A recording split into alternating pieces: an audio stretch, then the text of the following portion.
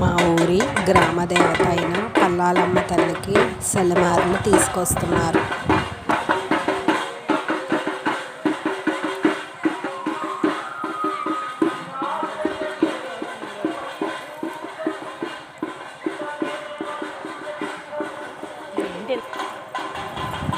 మా ఊరి గ్రామ దేవత అయిన పల్లాలమ్మకి ఉగాది రోజు 108 పొయ్యలు పెట్టి 108 మంది పాలు పొంగిచ్చి నైవేద్యాన్ని వండి అమ్మవారికి పెట్టాము.